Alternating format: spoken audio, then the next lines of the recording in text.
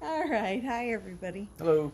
We're Tim and Jess from Double D Farm and Big Family Little Farm here on YouTube. And we just wanted to come up here and have a little front porch sit and chat. Tell you a little bit about ourselves and what we're doing out here on our little farm and why we're doing it. Yeah, it's been my dream for some time to try to get some land and start raising crops and try to raise some animals and be a little bit more independent.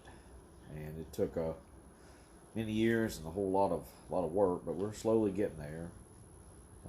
First year for the garden here, and it's pretty successful. And still working on the house and trying to get it finished. And hopefully this summer we'll get our pasture cleared, finish getting it cleared, and maybe then we can start putting fence up and look at getting cows and goats and whatever else we decide to put out there. We've been talking about some of the animals that we want to have, and cows were always a thing. Chickens, cows, and goats were always some of the animals we wanted. But here recently, we've been talking about maybe even having pigs. Yeah, we're looking into it. A friend of ours, they have animals. I went and saw the other day, and we're talking about different options and different layouts. I'm not a pig farmer, never done it before, so it'll be a learning curve, definitely. He'll be in my wheelhouse then. Yeah. It's all a learning curve for me. Yeah. I used to milk cows when I was younger, and so I'm familiar with them and the goats and stuff like that, the chickens. But pigs a little different dynamic, and we'll see what happens with that and what I gotta do for infrastructure to make it work. I don't know if you can hear, but the dog has been put inside because Athena's a little hyper when we film. And now she's standing at the window behind us, barking at us so that we'll let her outside. Yeah. Still a puppy. Way too much energy. Way too much energy.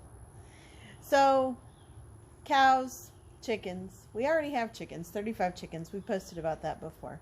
Cows and goats will probably be the next thing we get, I would think, right? Yeah. Well, it just depends on as soon as I get the pasture finished, I gotta plant seed stuff and get the grass growing. But there's plenty of shrubs and stuff for them to eat.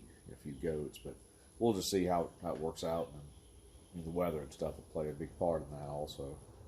See, I didn't know the weather had anything to do with it. I'm learning all kinds of things here.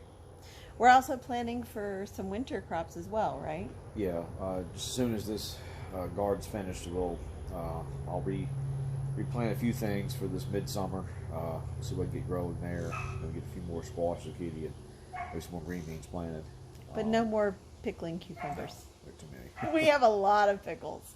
But after that, we'll do after this late summer crop is done, I'll start a winter garden, see what we can do. We're hoping for some cauliflower and cabbage, we'll which would be awesome if we could grow those. So, I mean, we've been blessed this year with our crops. So I think, we've done pretty well, especially considering I had no clue what I was doing. Once it comes in the kitchen, I'm okay, but out here in the hot, I'm not very good at this yet. I'm getting better. Yep. So, in addition to farming and construction, he also likes laying stone. Yep.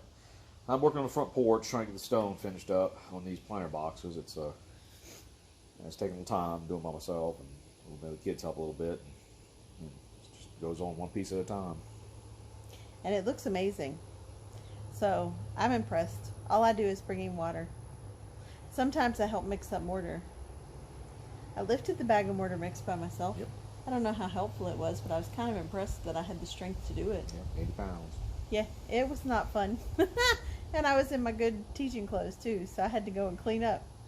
But it got done, and that's the important part. So, you guys talk to me. You see me talk anyway, and you know a little bit about me and who I am, and the teaching and the flowers and the front porch sits, and thought maybe this would be your chance to get to know the farmer a little bit, not just wife. Yep. He thought I was going to be the voice of the operation. Joke's on you, dear. That's right.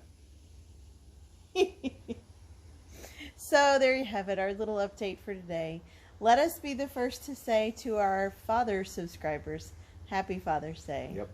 Have you had a good Father's Day? Pretty good. Pretty good. He got steak. That daughter's his favorite for at least a little while, Yeah. huh? You know how to cook it, but still, it was good. So, well, she wasn't here to cook it. Yeah.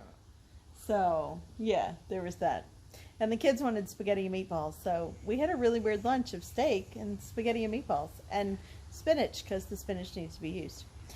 But was it worth it? Yeah, that was delicious. Excellent. All right, guys, that's our little update for today. We hope you have a wonderful Father's Day and enjoy your week. God bless from us to you. Peace. Bye.